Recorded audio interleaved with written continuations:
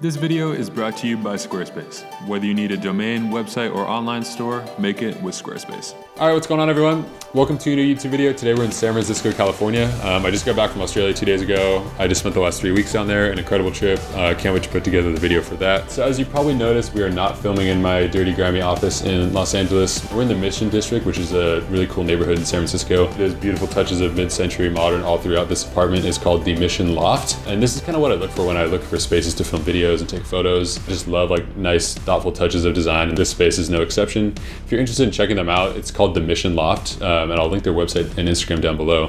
Definitely go check them out, and if you're interested, you can book a couple hour time slot here to take some photos. It's a beautiful place. My buddy Ben and I are here. Ben does video for me, as some of you may know now. He shoots a lot of the YouTube videos for my channel, and whenever we do a project that needs video, he always does that. So he's here with me. I'm gonna be doing the photography, but we're doing a photo and video project here in San Francisco for Uber. What I wanted to show you guys is kind of the gear that we brought along for this trip, especially for this job. I know that's of interest to a lot of you guys, kind of what gear we bring, why we pick certain pieces of kit specifically for this job. So starting out, we have the camera of choice for photography. This is the Canon 1DX Mark II. Great camera overall for photography and video combined, especially if you only want one camera body for both. The frame rate's also really nice. The ability to shoot at 4K 60 is awesome. I just love how the footage and the photos look on this thing. It's just like a really nice image, a good quality image. Yes, it's expensive, but I think, you know, for me, investing in this camera has been really helpful for my career. I also have the Canon 50 1.2. Just picked this up a couple months ago. I love this lens. 50 is a different focal length than what I'm used to, but I think it's really good sometimes to switch up the focal lengths that you're shooting with, just so you know you can vary how your stuff actually looks when it's coming into the camera. But I love the compression of a 50. Plus it's just nice and light, and it's kind of like low profile. It doesn't stick out too much like a 24-70 does. Moving on, we have the Canon 35mm 1.4 Mark II. This is the most incredible lens I think that Canon makes.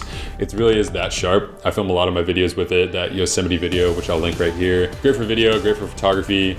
The ability to stop down to 1.4 is awesome. I just love the sharpness of this lens. It's pretty pricey, but I feel like it's worth the quality. Next is the Canon 24-70 Mark II 2.8. I've had this thing forever. This is my favorite lens for especially like work jobs. And I just love having this lens on my camera most of the time because the ability to just zoom in and out and have sharpness all the way through is so nice. You know, you never really know what exactly the kind of shot you want until you're there, at least for me.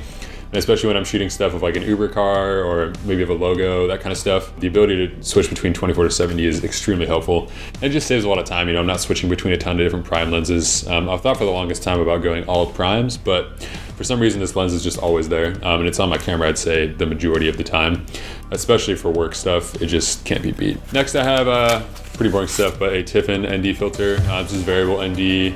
8 stops of dynamic range, which is awesome. I use this on the 24-70 for when I'm recording video. A lot of the time I don't really want to shoot slow-mo. I want to shoot at 24 frames a second. Having this allows me to do that. I wasn't really worried about shutter speed until I started shooting a lot more video with Ben, and he's definitely convinced me to get this ND filter. It's been really helpful, and it really does make your footage look that much nicer when you can just have double your shutter speed. Next is hard drives. For this particular job, I have the Lacy 4TB. I usually try to bring a somewhat not full hard drive with me because I'm going to be shooting a lot of photos, and I want to make sure that I can back all of them up right here on location before I go home, and then I can edit them. It's just nice to have a hard drive to back all of your stuff up. You know, after each day, we're here for 2 whole days, and after each day of shooting, I want to back up all my images that I take.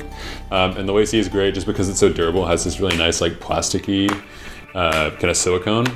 One thing I did also want to add is that with the 1DX Mark II, I have 2 cards in here. So the nice thing about this camera is it has dual card slots. A lot of cameras do nowadays. Usually what I'll do, especially if I want to make sure that I have a lot of copies of the photos that I'm shooting, is I can set it up on my camera so that it will record to both cards. And therefore I don't really have to worry at all about, backing my photos up right away because I have 2 copies on my cards. And then usually I'll make a copy of one of the cards, and therefore I have 3. So I have a copy on the hard drive and then also 2 copies on each of the cards in the camera. Usually I only do that when I'm on a job and I really need to make sure that the photos are safe, but just a nice option to have. I have this think tank pouch, and this just has all of my cables in here. Everything that I need to get the job done. We got card readers, we got 1DX cables, we got tons of different stuff, charging cords, all that fun stuff. Yeah, everything that I need is in this little kind of carry case from Think Tank. Also, you need a good pair of headphones. These are the Bose QC35 headphones. I need to fly to San Francisco and back, and it's nice having a good pair of headphones just to be able to listen to music and watch Netflix on the plane and stuff. I just love the active noise cancellation that they provide.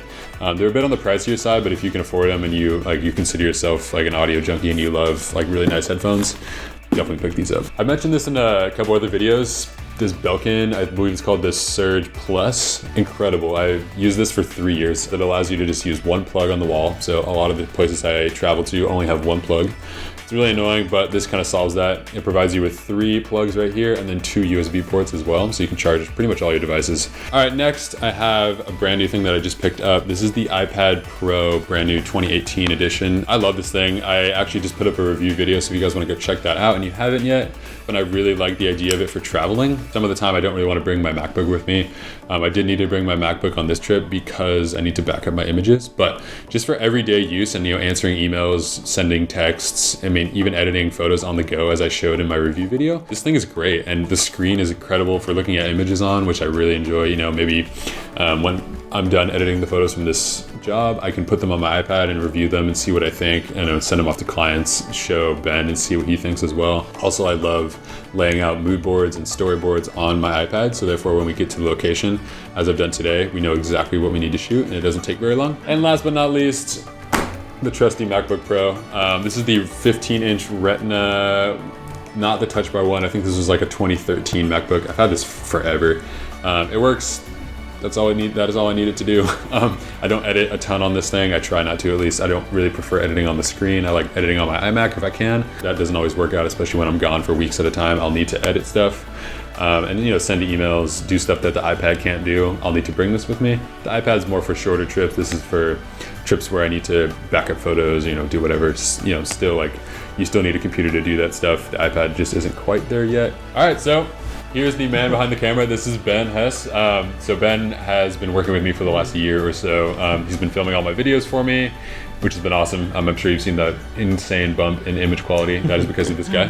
But yeah, welcome, man. Welcome to the channel finally. It's good to get you on. I know. Hey guys, how's it going? Ben Hess, filmmaker. I met Sam, about a year ago? About a year ago, yeah. I sent him an email, and here we are, like a year later, working for Uber. Not bad. Anyway, so I film with the Red, and for my line of work, I'm all about quality. Lately, I got some anamorphic lenses, so that's been fun to film with. Absolutely. Well, I think like when you start moving towards like higher end stuff, I think the Red is really like a look that people desire. I wanted to kind of up my game and go towards more of the commercial work that Sam's been doing. That's why it's really been beneficial to me. I could adjust the ISO later or the color temperature because it's basically raw photos but in video format. Just to give you guys a hello.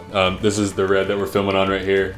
This is the Red Gemini. Red Gemini, yeah. Cool. 5K image, plus it's got a new low light mode, so it's super handy because Sam and I were running gun half the time. We're always running out of light is what he's trying to say. So it's really tough sometimes. I think we run into it being dusk or even dark, and the ability on the Gemini to be able to bump the ISO up and use that low light mode helps so much. So in pairing with the Red, you also need some pretty nice lenses. Ben has...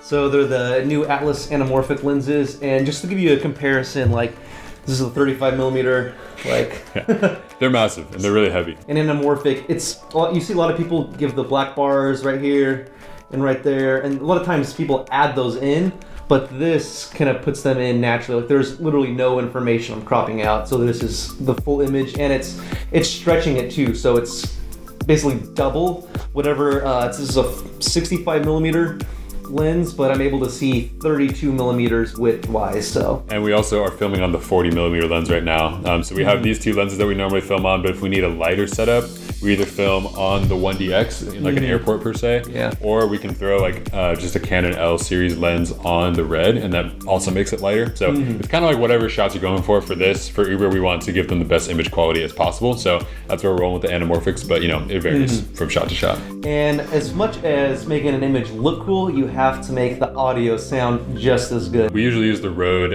SoundLink wireless Filmmaker kit, pairing with the Zoom H6, which is what we're filming on right now. But these in pairing though, like the Labs and the H6 sound amazing. And I really think what Ben's really trying to say with the audio is that audio and sound effects, it really just takes your video to the next level. It doesn't really matter if you film in 8K or 1080p. If your audio is amazing, like it's really just going to elevate your film that much more. You should be able to edit your film and close your eyes and listen to it and be able to tell what's going on. So just be aware of that. And a lot of times I'll add in a lot of these sound effects after the fact and record some on the go too. So have fun with the audio. Remember, it's just as important as the visuals. All All right, everyone, that kind of wraps up just talking about the gear. Hopefully that was of interest to you guys. Hopefully also bringing Ben on was a cool addition to this video. I think it was really interesting seeing him talk about, you know, his workflow and why he chooses what he chooses to shoot with. You know, the red and the anamorphic lenses, all of those are very, you know, interesting items that you don't see every day. But I think as you grow and get to more of like, especially for me, getting to more like commercial work, actual commercial work, I think these products are starting to show up a lot more and more. So it's really fun to like kind of get to know them and get familiarized. I think this was an awesome way to kind of explain to you guys what we take when we go on a job versus like when we go on like a just for fun trip. I think when I'm going on a trip for fun, I usually only bring like film cameras because I just think it's a great way to capture like when I'm having fun. But when I'm shooting an actual job, it's pretty much only digital, just because I can shoot a very high volume of images and select through them very quickly. I would love to see some comments down below. If you have any questions for Ben, he will be responding as well to your questions about the red or the anamorphic lenses, as well as me. Feel free, open discussion down below. Thanks again to our sponsor, which is Squarespace, for sponsoring this video. If you are looking to create a custom website from scratch without all the coding and hassles that come with it, Squarespace is by far the best choice out there to make a beautiful website. They have easy-to-use templates, which make creating a beautiful theme that much easier, 24/7 customer support for all of your questions, and tons of customizable options to really make your website stand out. If you're interested in trying out Squarespace for yourself, go to squarespace.com/Samuel Elkins to get 10% off your first website or domain purchase. Thank you so much for watching, and we'll see you guys in the next one.